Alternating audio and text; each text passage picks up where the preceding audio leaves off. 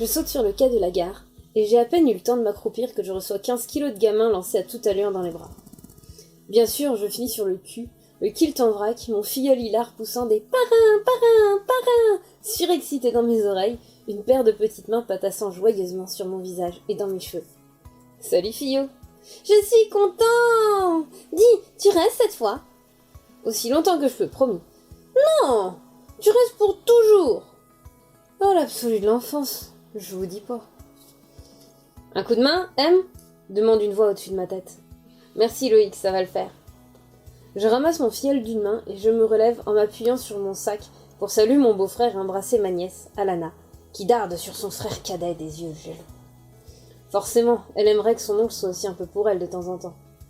Du coup, je tends mon sac à Loïc. Finalement, je vais plutôt porter la princesse si t'y vois pas d'inconvénient. Sûr que non. Je me retrouve donc avec une blondinette de 7 ans sur mon bras droit et un petit bras de 5 ans sur la gauche, tous deux pendus à mon cou comme si leur vie en dépendait. June a posé son après-midi, elle sera là au déjeuner. Oh, cool! Je m'attendais pas à ce qu'elle décroche du boulot avant ce soir. Je crois que toi et les enfants êtes les seuls pour qui elle décroche du cabinet à l'improviste. Et toi? Ah non! Pour moi, elle prévoit de décrocher, fanfaronne-t-il en m'ouvrant la portière de la voiture pour que j'y dépose les enfants. C'est une chance que la gare de Saint-Malo ne soit pas très grande.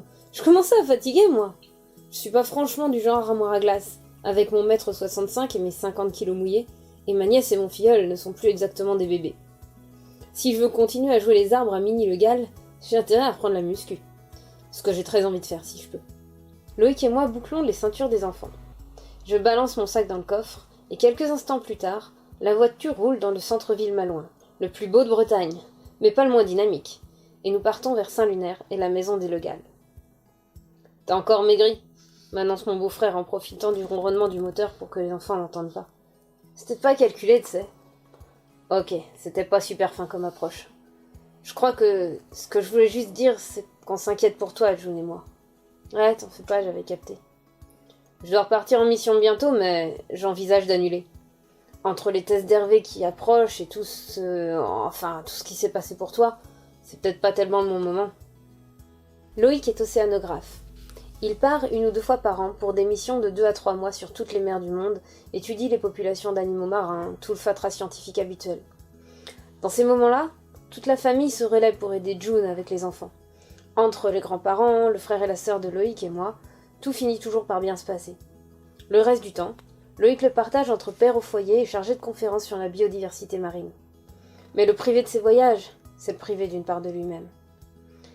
Hervé s'en sortira très bien, et moi aussi, Loïc. De toute façon, c'est pas comme s'il y avait de bons ou de mauvais résultats à ce genre de truc pour Hervé, et pour moi, je sais que j'en ai pas l'air, mais je suis un adulte en vrai. Il me jette un coup d'œil, je vois bien qu'il cherche une boutade. Ce serait pas trop dur à faire. Avec mon look de demi-portion d'écossais, mon catogan en vrac et mes tatouages tribaux, je ressemble plus à un ado avec un bouc qu'à un quasi-trentenaire.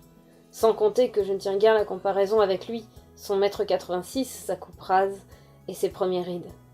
Sur le papier, on a 3 ans d'écart. À nous regarder, on nous en donnerait au moins 10 ou 12. Le crissement des pneus sur le gravier annonce le retour des conversations audibles pour de jeunes oreilles. Genre le menu du déjeuner. Alana, toute heureuse, a réussi à négocier des frites en l'honneur de mon arrivée, ce qui signifie steak frites pour elle et son père, et fish and chips pour June, Hervé et moi. Oh, on voit bien qui a récupéré les goûts gallois chez les Le Gall. Loïc s'occupe donc d'allumer la friteuse pendant que je pose mon sac dans la chambre d'amis. Hervé, lui, court me chercher son dernier dessin. « Papa m'a emmené voir les phoques en bateau, et j'ai dessiné tout comme t'avais dit. » Je contemple d'un air absorbé l'œuvre de mon filleul, un A4 presque complètement recouvert de crayons de couleur. Des ovales marrons, avec des yeux billes et 3 moustaches de chaque côté, reposent sur un dôme gris entouré de 2 bleus différents. Un clair pour le ciel, un foncé pour la mer. Il dessine vraiment bien. Trop bien en un sens pour un enfant de 5 ans. June et Loïc disent qu'il tient de moi. Nos parents ont peur qu'ils aient raison. Et peut-être que moi aussi, un peu. Ou peut-être que si je suis là pour lui, que je l'aide à ouvrir les bonnes portes au bon moment et avoir confiance en lui, ça changera quelque chose. En tout cas, personne ne lui souhaite de finir comme moi. Tu montres comment je fais des vagues? C'est dur les vagues. Sûr? Tiens, regarde, il faut faire le même mouvement que l'eau avec ton crayon. Sur le parquet de la chambre d'amis, j'improvise une de ces leçons de dessin qu'il aime tant.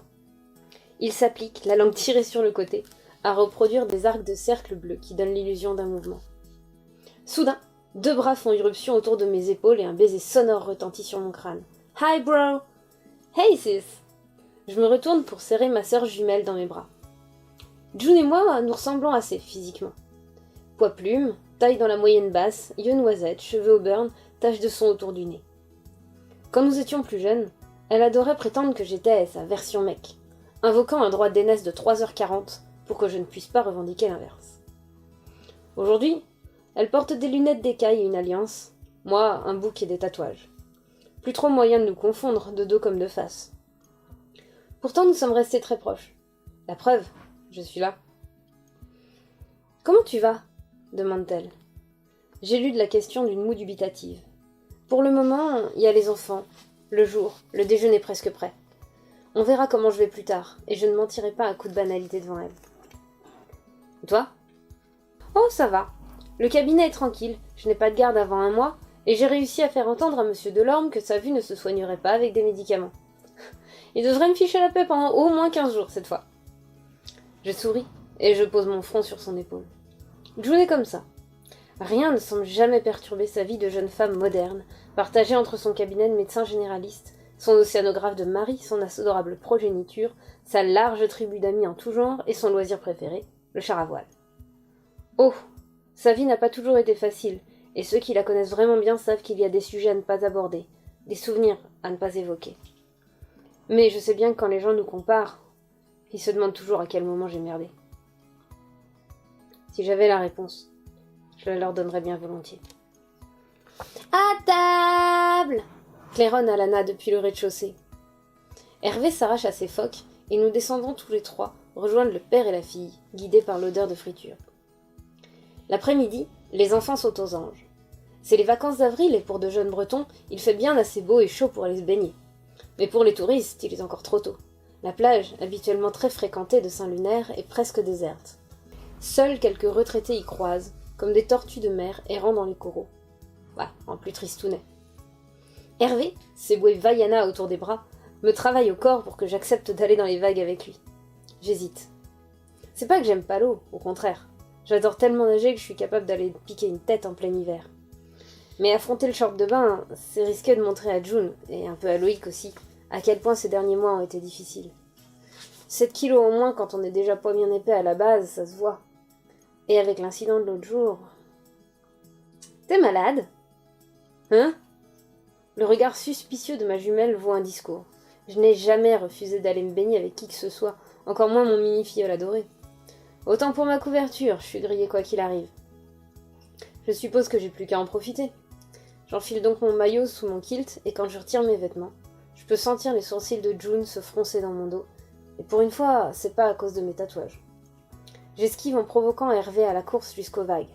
Il détale aussitôt, et je fuis, loin des questions inquisitrices. Là, au milieu des gerbes d'eau salée, des rires d'Alana et d'Hervé, des rochers polis et des amas de varech, pour un moment, j'oublie. Je ris, je vis. Et puis, on verra bien. Voilà, c'était le chapitre 1 des étoiles dans la peau. Donc, mon 2e roman, celui qui est très court, c'est plutôt une novella qu'un roman d'ailleurs. Si cette petite expérience de lecture vous a plu, je vous invite à liker la vidéo et à me le dire dans les commentaires.